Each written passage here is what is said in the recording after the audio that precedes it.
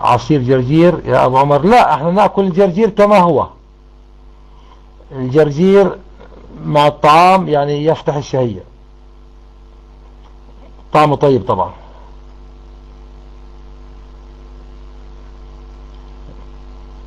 هذا لقب اختص به فقط يعني يا أبو الحسن، هذا اللقب اختص به، يعني أطلقوا عليه كما أطلق على علي الحيدر مثلا، على فاطمة الزهراء.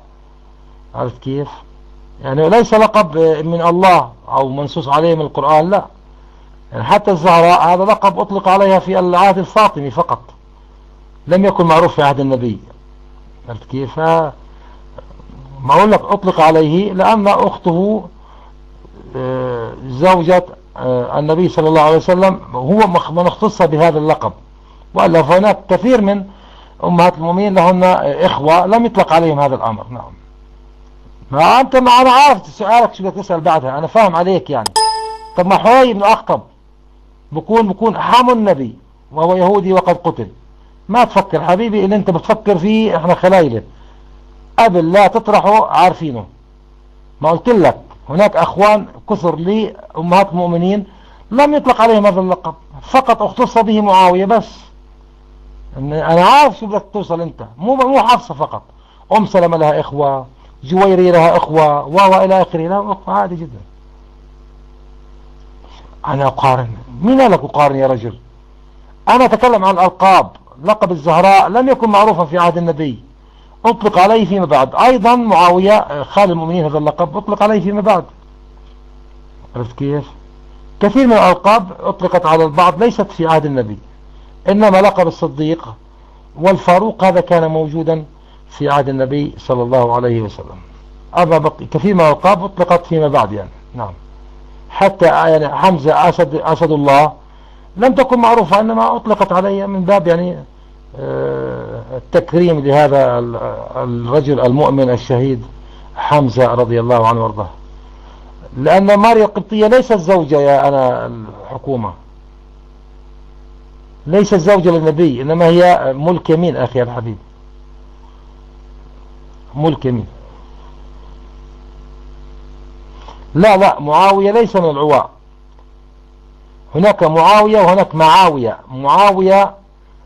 معاوية من العواء، أما معاوية فهي باللغة العربية، انظر إلى لسان ابن منظور، معاوية هي اليد الباطشة، اليد القوية. لذلك جعفر بن أبي طالب رضي الله عنه وارضاه، وهو أخو علي بن أبي طالب، لديه حفيد اسمه معاوية ابن عبد الله ابن جعفر بن أبي طالب. أيضا أخته، أخت هذا معاوية ابن عبد الله ابن جعفر بن أبي طالب، أخته هي زوجة يزيد. تخيل يعني يزيد متزوج حفيدة جعفر بن أبي طالب. وين الشيعة عن هذه المعلومات؟ أين الشيعة من هذه المعلومات؟ أنت أبو الحسن نازل بس تطرح كلام، ليش ما توقفت عند هذا الأمر؟ كيف يزيد يتزوج ابنة حفيد جعفر بن أبي طالب، يعني من آل البيت؟ هذا دليل على أن هناك صلة، هناك صلة رحم بينهما، أن أنت ما لك علاقة أصلا لا بمعاوية ولا بأهل البيت. نعم لعن الله من قتل عمار بن ياسر. نعم. لا أنت شكلك جرذ تتنقط أحسن لك، أنت شكلك جرذ رافضي خبيث نجس سباب شتام لعان، ولعنة الله عليك وعلى دينك. أنا ما بحب ألعن كتير، بس أنت أمثالك بدهم هيك أسلوب حقيقة. أنا فكرتك بدك تناقش وتحاور، بكلمك بأدب، أنت لا تستحق حقيقة.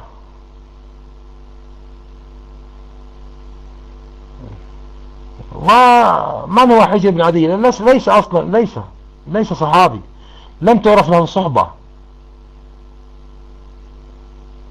الله يبارك فيك يا أبا هاشم الأحوازي، هذا مؤقت أسبوع فقط أخي الحبيب.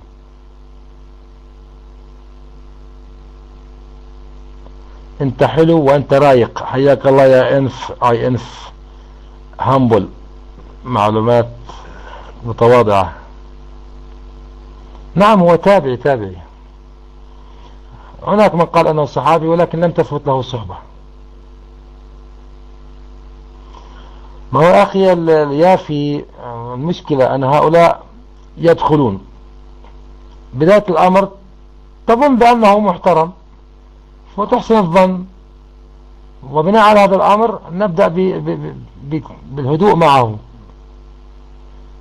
لكن تبين لي آخر الأمر أن هناك صنفان من الشيعة، صنف ثابت على الهدوء والأخلاق الطيبة لا تتغير، ولن أقول أنها تقية لأني أخذ ظهر الأمر، وصنف يبدي إليك من طرف اللسان حلاوة ويروغ عنك كما يروغ الثعلب.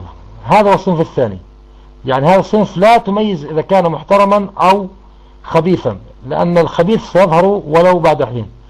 أما الصنف الأول فهو ثابت. هذا ليس معنيا بغضبنا أو بكلامنا في حق الطرف الآخر فقط.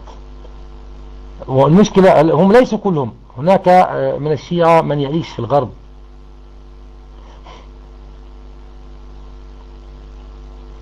هناك في الأردن العبداللات، نعم العبداللات نسبة إلى عبد الله، مو العبداللات. هكذا الأسماء في الأردن أخي حسين، خليفات من خليف مثلا، جردات من جرادة مثلا، عبداللات من عبد الله، مو من عبداللات. عبداللات يعني اللات والعزى، قد يقرأها البعض العبداللات وهذا خطأ. نعم عبيد العبيدات، وهكذا. اتضحت الأمور لك الآن؟ واضحة الآن يا علي حسين؟ على فكرة أحد الشيعة استشهد ذات يوم باسم هذه العائلة، قال لي أنت بتحرم اسم عبد النبي، طب أنت عندكم عبد اللات. أنا ضحكت بصراحة. هي ليست عبد اللات، هي عبد الله، نسبة إلى جدهم الأول اسمه عبد الله، نسبة يعني. طيب هل يوجد شيعي أم نسمع قصة ابن إبليس؟ عمركم سمعتوا أن الإبليس ابن اسمه هام وأسلم؟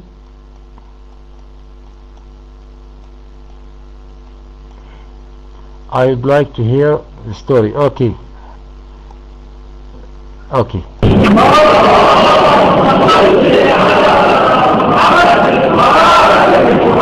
في كتاب بصائر الدرجات للصفار، هذا كان بزمان الإمام العسكري صلوات الله عليه. الصفار صاحب كتاب بصائر الدرجات كان في زمان الإمام العسكري. قال أبو عبد الله الصادق عليه السلام: كشاف الحقائق لسان الله الناطق، بينما رسول الله صلى الله عليه وآله ذات يوم جالس إذ أتاه رجل طويل كأنه نخل فسلم عليه، فرد النبي صلى الله عليه وآله عليه السلام وقال، الإمام يعني عم بقول إنه هذا الشخص الطويل اللي دخل على النبي كان يشبه الجن، كأنه مارج من الجن، يعني عفريت كبير. فمن أنت يا عبد الله؟ النبي لما سلم عليه وجلس قال له النبي: من أنت يا عبد الله؟ قال: أنا الهام بن الهيم بن لاقيس بن إبليس. شو السند هذا؟ شو النسب؟ هام بن الهيم. تعرف شو معنى الهام؟ الهام هو صغير الخنزير. رضيع الخنزير. بس خلينا نرجع مرة ثانية نسمع النسب مرة ثانية. يوم جالس إذ أتاه رجل طويل كأنه نخل فسلم عليه، فرد النبي صلى الله عليه وآله عليه السلام وقال، الإمام يعني عم بقول إنه هذا الشخص الطويل اللي دخل على النبي كان يشبه الجن، كأنه مارج من الجن، يعني عفريت كبير. فمن أنت يا عبد الله؟ النبي لما سلم عليه وجلس قال له النبي: من أنت يا عبد الله؟ قال: أنا الهام بن الهيم بن لاقيس بن إبليس. فقال له النبي صلى الله عليه وآله ما بينك وبين إبليس إلا أبوان، بس بينك وبين إبليس ماذا؟ أبوان. قال نعم يا رسول الله. قال صلى الله عليه وآله فكم أتى لك؟ قال أكلت عمر الدنيا إلا أقله، عمر الدنيا كله عشت إلا ماذا؟ أقله. أنا أيام قتل قابيل هابيل كنت غلام أفهم الكلام. واضح الكلام ولا بدي أفسر؟ قال له يوم قتل قابيل هابيل أنا كنت غلام أفهم الكلام وأنهى عن الاعتصام وأطرق الآجام وآكل الحمام، بس هذه نسيها، هذه من عندي طبعا، وآكل الحمام. نعم. كسر الإزاز يعني. وآمر بقطيعة الأرحام وأفسد الطعام. فقال النبي صلى الله عليه وآله بئس سيرة الشيخ المتأمل والغلام المقبل. فقال هام يا رسول الله إني تائب، أنا تبت من هاي الأعمال، إني تائب. فقال له على يد من جرت توبتك من الأنبياء، على يد من الأنبياء أنت تبت يا هام؟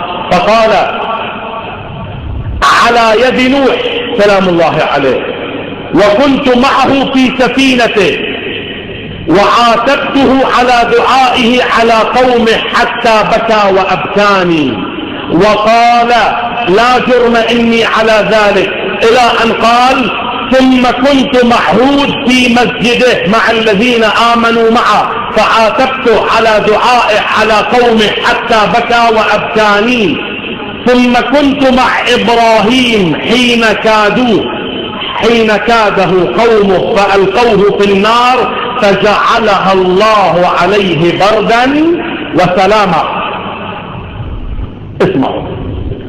ثم كنت مع يوسف سلام الله عليه حين حسده إخوته فألقوه في الجب فبادرته إلى قعر الجب فوضعته وضعا رفيقا. ثم كنت معه في السجن أؤنسه فيه حتى أخرجه الله منه. ثم كنت مع موسى عليه السلام وعلمني سفرا من التوراة. ثم قال إني أدركت عيسى الله أكبر وأقرأته السلام فلقيته وأقرأته من موسى السلام وعلمني سفرا من الإنجيل. وقال لي عيسى يا هام إن أنت أدركت محمدا فاقرأه عني السلام.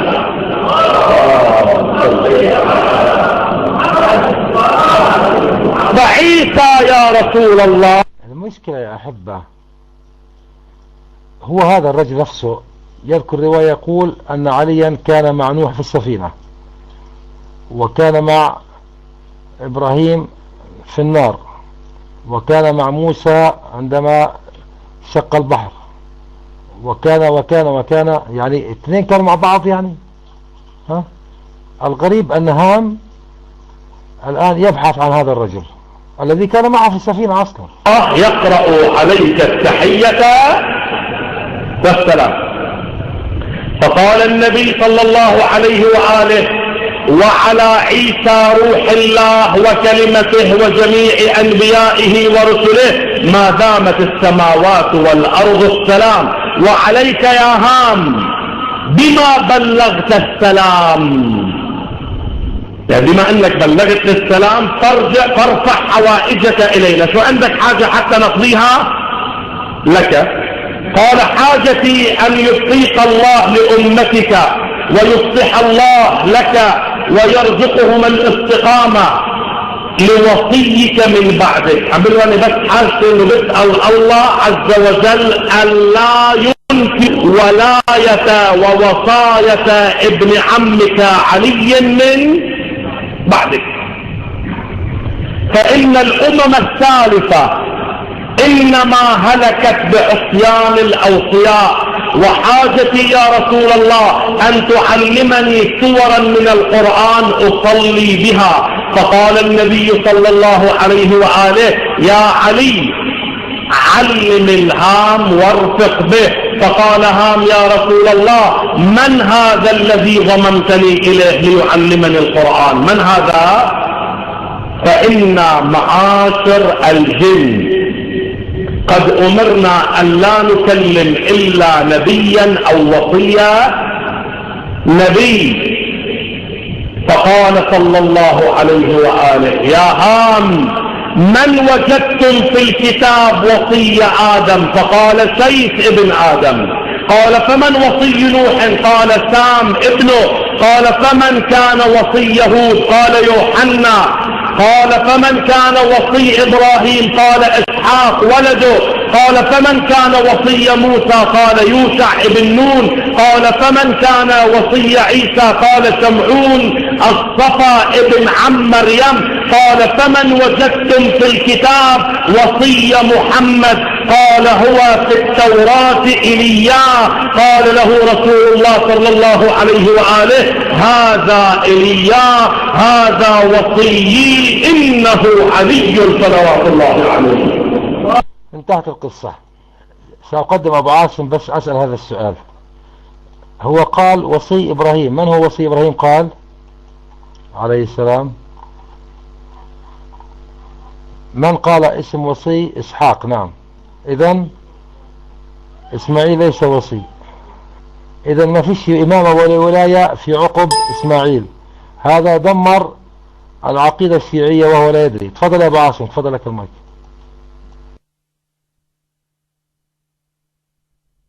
لا ده السلام عليكم ورحمة الله وبركاته. التسجيل ده يا عم مالك وضح لي حاجات كتيرة كانت خافية عني. على رأس هذه الأشياء الله يبارك فيك، الحمد لله على السلامة.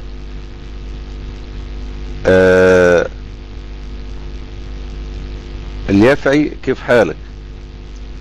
الله يبارك فيك، الحمد لله على سلامتك.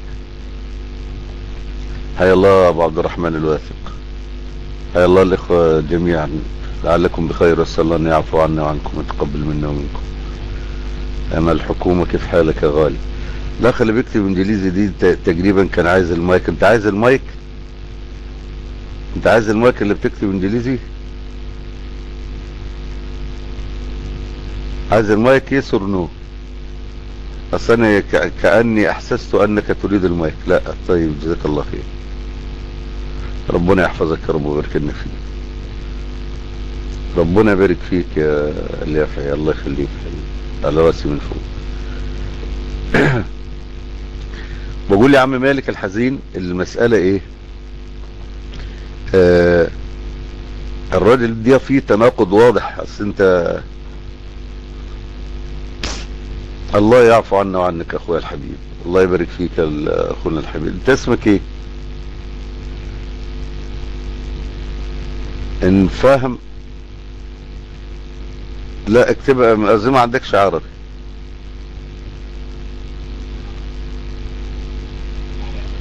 انت اسمك فيصل، حياك الله اخويا فيصل، كيف حالك؟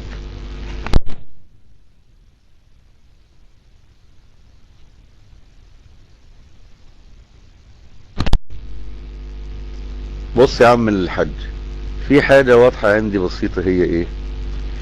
مسألة انا كنت مع عيسى في كذا، وكنت مع موسى في كذا، وكنت مع محمد، وكنت مع ادم، وكنت مع ابراهيم، وكنت انا اللي انجيته، وانا اللي يوسف كده. فاتضح كده من الرواية دي ان اللي كان مع الناس دي كلها هو ابن ابليس. ده الكلام كده يستقيم يعني.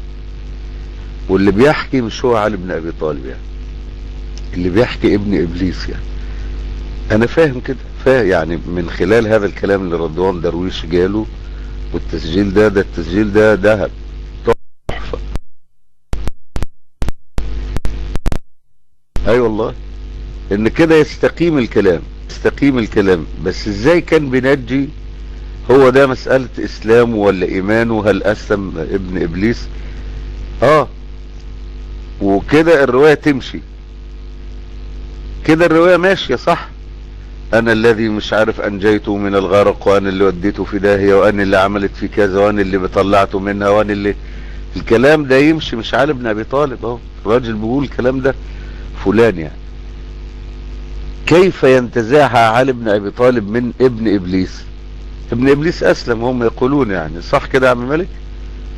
ابن ابليس ده اسلم. فاذا هذا الكلام ده ابن ابليس مش علي بن ابي طالب. ان علي كان لم يخلق بعد، علي لم يخلق بعد، وكده يستقيم، لانه مش واحد هيروح من عالم الارواح هو اللي ينجي. اصل انا برضه حاولت افهمها كتير. انا كنت مع نوح مش عارف، وانا الذي انجيته مع الغرق، وانا يونس وهو اللي طلعه من بطن الحوت، وابراهيم وهو اللي نجاه من النار. طب انا اقول يا ده ابو عاصم ازاي الكلام ده يحصل؟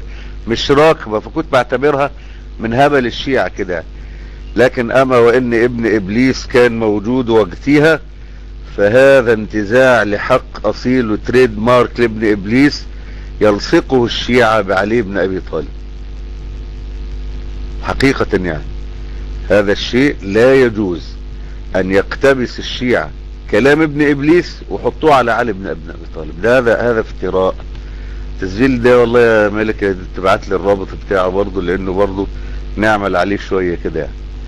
اسأل الله ان يعفو عنا وعنكم، وان يتقبل منا ومنكم، وان يجزيكم عنا خير الجزاء.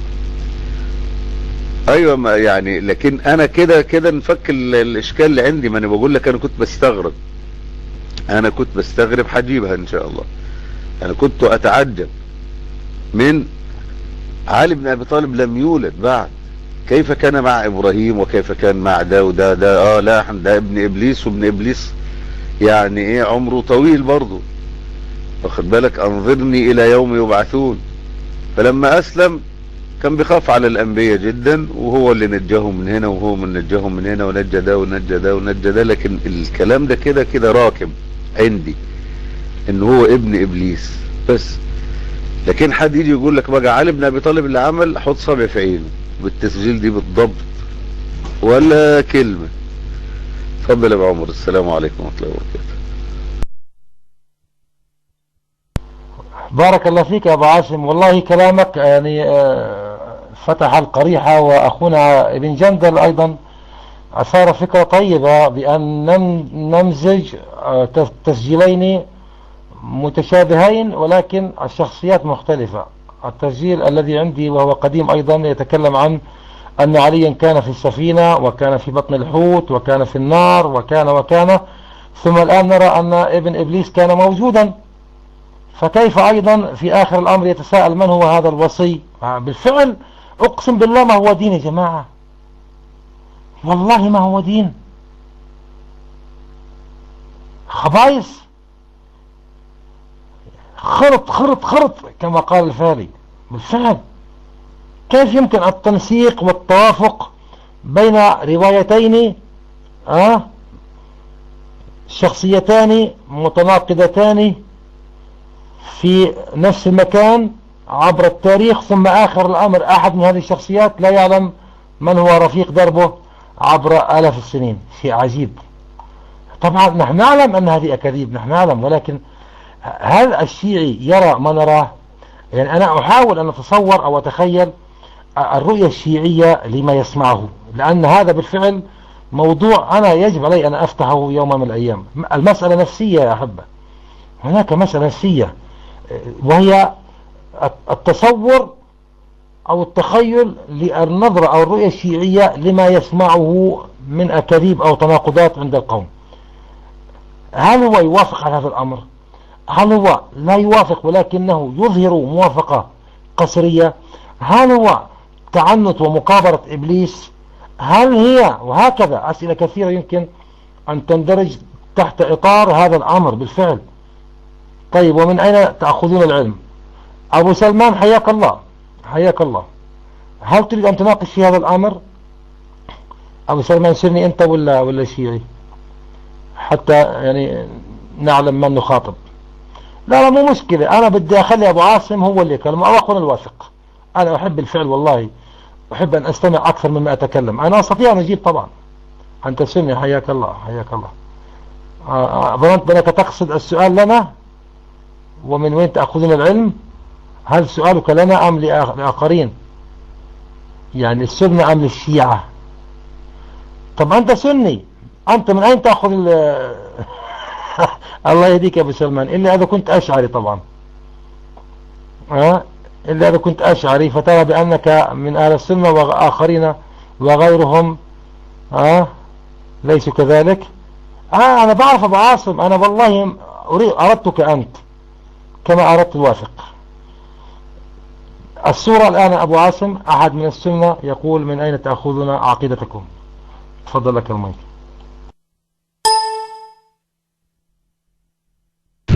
والله منتصر، السلام عليكم ورحمة الله وبركاته. ازيك يا منتصر؟ كيف حالك؟ كيف حال مين التاني غير منتصر اللي بيقول كيف أن نأخذ عقيدتنا؟ أنا ما انتبهت والله. ما اسمه منتصر؟ لا أنا متهيألي لا مش منتصر.